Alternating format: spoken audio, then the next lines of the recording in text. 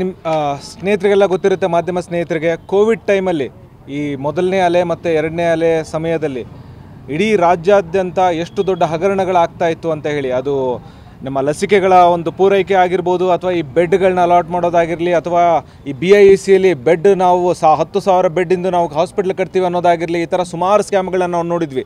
ಆದರೆ ನಮ್ಮ ಹತ್ರ ಒಂದು ದಾಖಲೆಗಳು ಏನು ಸಿಕ್ತು ಅಂದರೆ, ಯಾವ ಥರ ಸರ್ಕಾರಿ ಆಸ್ಪತ್ರೆಗಳಲ್ಲಿ ಬಡವರಿಗೆ ಅಂತ ಹೇಳಿ ಈ ಬಯೋಕೆಮಿಸ್ಟ್ರಿ ಮತ್ತು ಹೆಮಟಾಲಜಿ ಅಂದರೆ ಈ ಬ್ಲಡ್ ಟೆಸ್ಟು ಮತ್ತು ಬೇರೆ ಬೇರೆ ಟೆಸ್ಟ್ಗಳನ್ನ ಮಾಡೋ ಮೆಷಿನ್ಗಳನ್ನ ತೊಗೊಳ್ಳೋದಕ್ಕೆ ಯಾವ ಥರ ಒಂದು ಹಗರಣ ಮಾಡಿದ್ರು ಅನ್ನೋದ್ರ ಬಗ್ಗೆ ನಮ್ಮ ಹತ್ರ ಮಾಹಿತಿ ಇದೆ. ಆ ಮಾಹಿತಿಯನ್ನು ನಾವು ತೋರಿಸೋದಕ್ಕೋಸ್ಕರ ಇವತ್ತು ಅಂದರೆ ಆ ಒಂದು ಸ್ಕ್ಯಾಮನ್ನು ಎಕ್ಸ್ಪೋಸ್ ಮಾಡೋದಕ್ಕೆ ಇವತ್ತು ಬಂದಿದ್ದೀವಿ.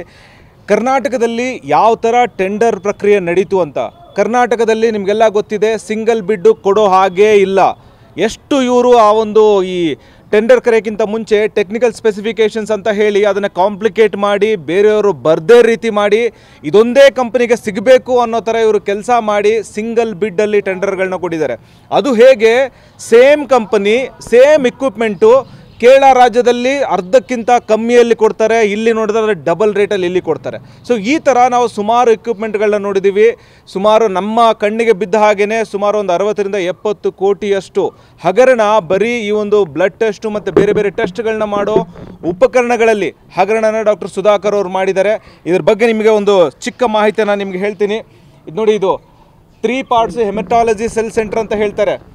1195 ಸಂಖ್ಯೆಯನ್ನು ಖರೀದಿ ಮಾಡಿದ್ದಾರೆ ಅಂತ ಹೇಳಿ ಇದನ್ನು ದೆಹಲಿ ಸರ್ಕಾರ ಏನು 1,80,000ಕ್ಕೆ ಖರೀದಿ ಮಾಡಿದ್ದಾರೆ. ಆದರೆ ಕರ್ನಾಟಕದ ಸರ್ಕಾರಕ್ಕೆ 2,96,000ಕ್ಕೆ ಕೊಟ್ಟಿದ್ದಾರೆ. ಸೇಮ್ ಮತ್ತು ಏನೂ ಬೇರೆ ಇಲ್ಲ. ಸೊ ಬರೀ ಇದು ಒಂದೇ ಇಕ್ವಿಪ್ಮೆಂಟಲ್ಲಿ ಸುಮಾರು ಒಂದು 20 ಕೋಟಿಯಷ್ಟು ಬರೀ ಒಂದು ಇಕ್ವಿಪ್ಮೆಂಟಲ್ಲಿ ಹಗರಣ ಮಾಡಿದ್ದಾರೆ. ಅದೇ ರೀತಿ 5 ಪಾರ್ಟ್ ಹೆಮಟಾಲಜಿ ಸೆಲ್ ಸೆಂಟರ್ ಅಂತ ಇದೂ ಅಷ್ಟೇ ಒಂದು ಬ್ಲಡ್ ಟೆಸ್ಟ್ ಮಾಡೋದ್ರಲ್ಲಿ ಅದು 165 ನಂಬರ್ನ ಖರೀದಿ ಮಾಡಿದ್ದಾರೆ. ಆ 165 ನಂಬರ್ನ ಖರೀದಿ ಮಾಡಿರೋದ್ರಲ್ಲಿ ಅಲ್ಲೂ ಅಷ್ಟೇ ಸುಮಾರು ಒಂದು 7 ಕೋಟಿಯಷ್ಟು ಹಗರಣ ಮಾಡಿದ್ದಾರೆ.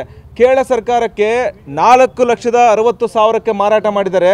ಕರ್ನಾಟಕಕ್ಕೆ 8,35,000ಕ್ಕೆ ಮಾರಾಟ ಮಾಡಿದ್ದಾರೆ. ಈ ಥರ ಸುಮಾರು ಇಕ್ವಿಪ್ಮೆಂಟ್ಗಳನ್ನು ಅತಿ ಹೆಚ್ಚು ಬೆಲೆಯಲ್ಲಿ ಒಂದೇ ಕಂಪನಿಗೆ ಸಿಂಗಲ್ ಬಿಡ್ ಮುಖಾಂತರ ಕೊಟ್ಟು ದೊಡ್ಡ ಮಟ್ಟದ ಹಗರಣನ ಡಾಕ್ಟರ್ ಸುಧಾಕರ್ ಅವರು ಮಾಡಿದ್ದಾರೆ. ಇಡೀ ರಾಜ್ಯ ಕಂಡರಿಯದ ಈ ಒಂದು ಪರಿಸ್ಥಿತಿಯಲ್ಲೂ ಸಹ ದೊಡ್ಡ ಮಟ್ಟದ ಹಗರಣಗಳನ್ನ ಮಾಡಿದ್ದಾರೆ.